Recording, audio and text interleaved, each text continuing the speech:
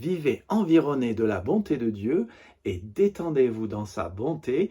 Nous sommes dans une étude du psaume 23, l'un des psaumes le plus merveilleux de toute la Bible.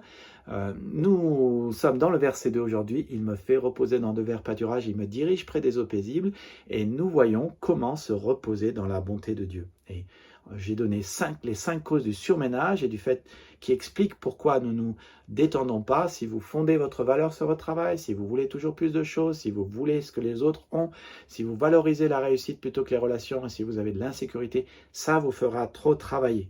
Alors, comment ne pas tomber dans le piège du trop de travail, dans le surmenage? Comment vous reposer et vous détendre environné de la bonté de Dieu? Eh bien, je l'ai dit, l'Éternel est mon berger, je ne manquerai de rien. Il me fait reposer dans de verts pâturages, il me dirige près des eaux paisibles.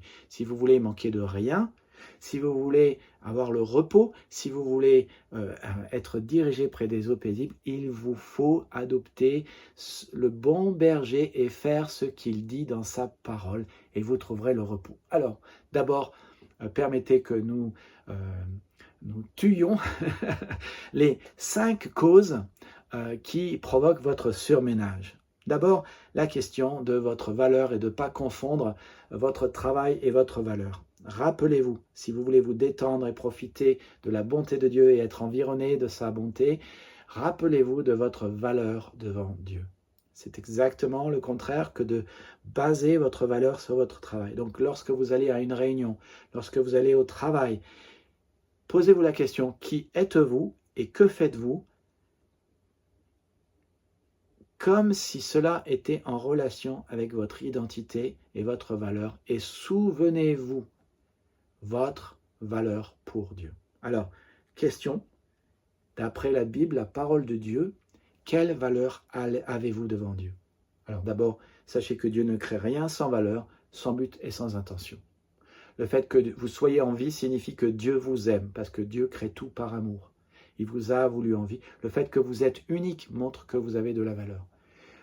David, dans le psaume 139, dit « Je te loue, Seigneur, de ce que je suis une créature merveilleuse ». Ça dit votre valeur. Vous n'êtes pas nul, le Christ n'est pas mort pour des nuls, il est mort pour des personnes qui l'aiment. Sachez aussi que ce qui détermine votre valeur est la personne à qui vous appartenez. Entre 2 motos identiques et de même kilométrage, si l'une d'entre elles a appartenu à Johnny Hallyday, il est évident qu'elle vaudra plus cher. Eh bien, la Bible dit que si vous avez adopté le Dieu de la Bible comme votre berger, vous appartenez au bon berger, vous appartenez à Jésus-Christ. La Bible dit, vous ne vous appartenez pas à vous-même, vous avez été rachetés à un grand prix.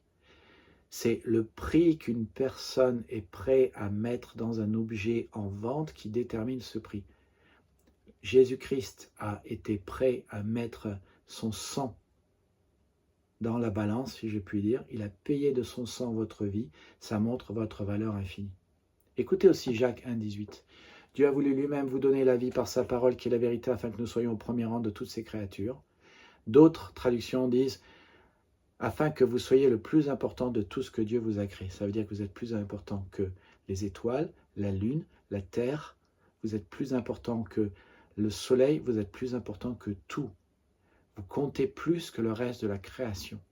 Et donc, si vous avez de la valeur aux yeux de Dieu, vous pouvez vous détendre. Donc, l'antidote à une identité mal placée et au travail est déterminé par votre valeur. Il faut que vous réalisiez à quel point vous avez de la valeur pour Dieu. Êtes-vous brisé?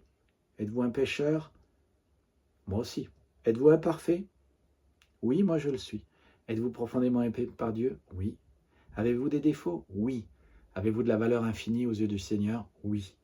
Le Christ a dit, Ésaïe 49, verset 16, « Je t'ai gravé sur mes mains ». Donc, pourquoi essayez-vous de ressentir votre valeur au travers de votre travail? Ressentez votre valeur au travers de ce que Dieu dit et détendez-vous. Donc, si vous voulez savoir l'antidote au matérialisme, eh bien, rendez-vous dans la prochaine vidéo. Abonnez-vous, rejoignez-nous. Nous sommes une église qui enseigne la Bible, où l'on apprend la Bible. Une nouvelle église.fr. Que Dieu vous bénisse. À bientôt.